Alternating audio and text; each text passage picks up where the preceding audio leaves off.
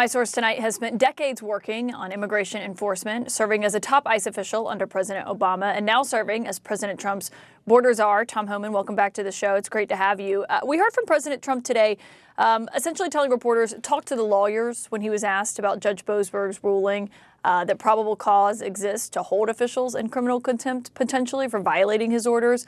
Do you think that any of your colleagues have violated orders here? No, I don't. I think we follow the judge's order. I think we'll let that litigate in court. No, DOJ is fighting that in court, but I don't think we did anything wrong.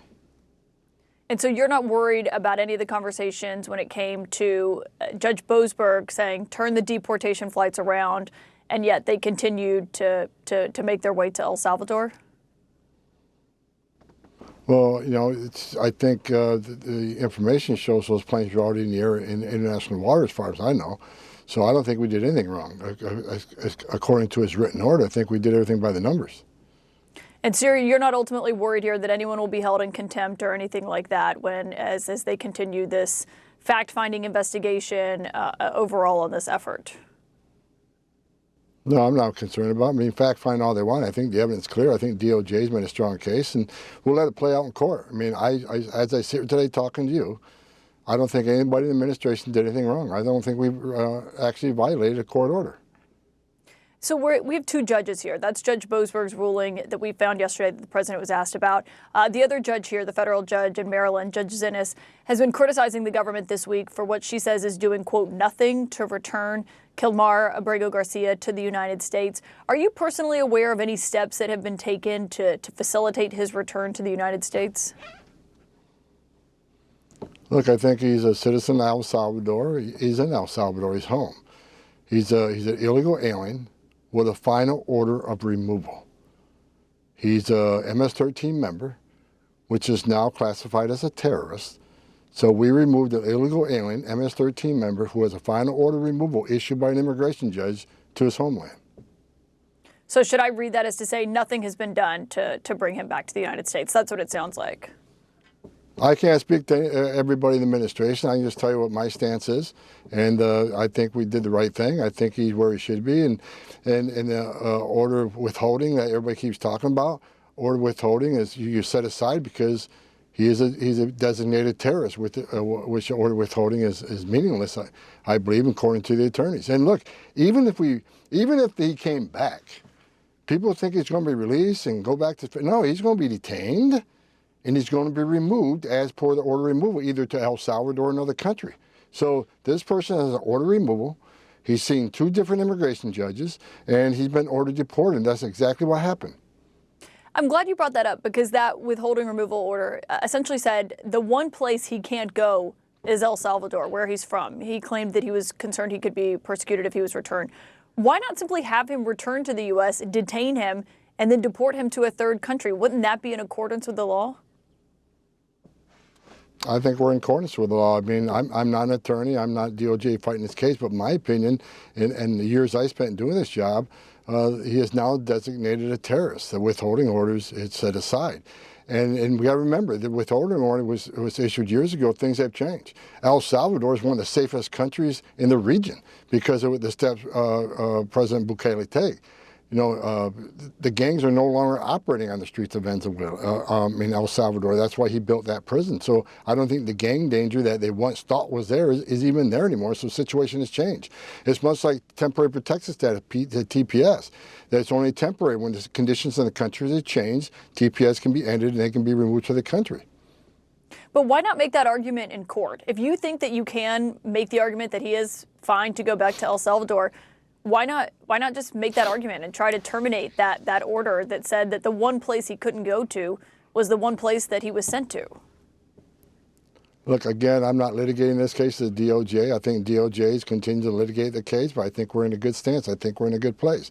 Again, I'm not an attorney. I can just speak to my experience as a guy who enforces immigration law, but I think that DOJ has a strong case, and I think we're standing by what we did was the correct thing to do. Has the Attorney General Pam Bondi, to your knowledge, attempted to revise that withholding removal order? I have not spoken to Pam Bondi about this. You mentioned the Justice Department. One thing that has been on my mind as we've been covering this is President Trump was in office in 2019 when an immigration judge granted this withholding removal status to Abrego Garcia. It was the Trump Justice Department then that decided not to appeal it or fight it. Do you believe that they should have here? Well, the conditions of the country are different now than they were back then. Maybe the condition of the country is one that the withholding made sense. I mean, I wasn't familiar with the case back in the first administration, but a lot of things could have changed since then. The condition of the country could change, the ruling could change, the facts of the case could change. I'm not familiar on the investigation, the removal from back in the Trump 45, but I'm sure DOJ is well aware of it and they're litigating it as they seem appropriate. But are they litigating it? Because what we heard from the Attorney General essentially the other day was that it's out of their hands to have him return to the United States, that it's up to the president of El Salvador. Well, that's a question for Pam Bondi. The DOJ has their mission. I have my mission. That's a question for her. But you are someone who's worked in immigration for decades, and you have a view here that you believe that this was the right move ultimately to have him sent here. But wouldn't the proper stance here essentially be to contest this in court, to try to terminate that order and then have him sent, and then you wouldn't be in the middle of this massive legal fight that is playing out over where the administration's right is here and whether or not they violated a court order? I don't think they violated court order.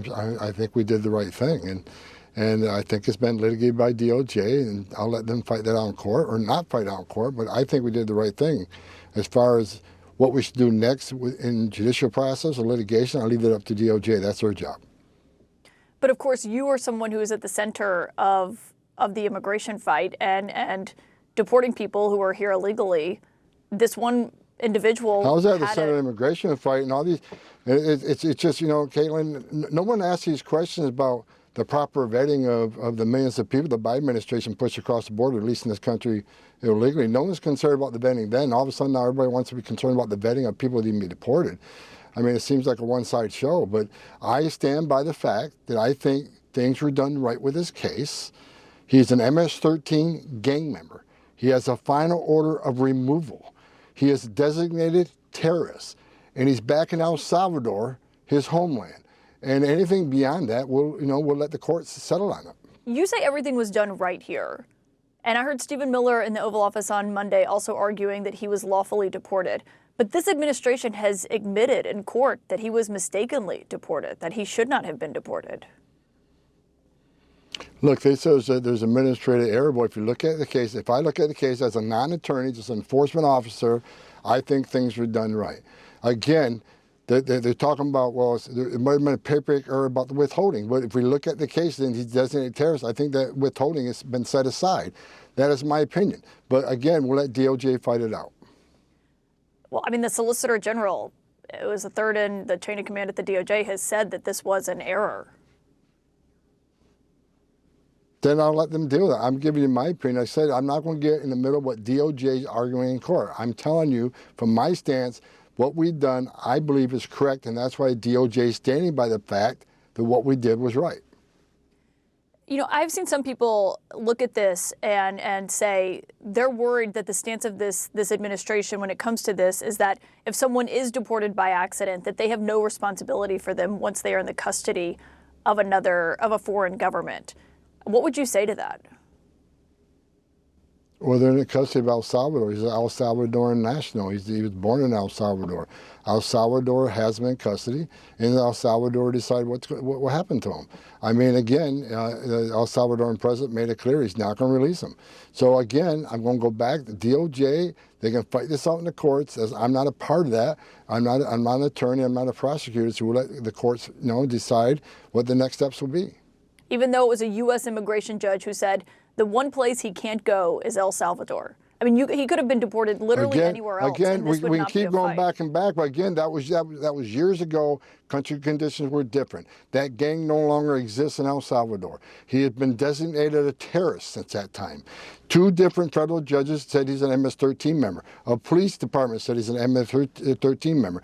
ICE data shows he's an MS-13 member. El Salvador says he's an MS-13 member. As you know, MS-13 has been designated terrorist. The case has the facts of the case have changed since that first decision.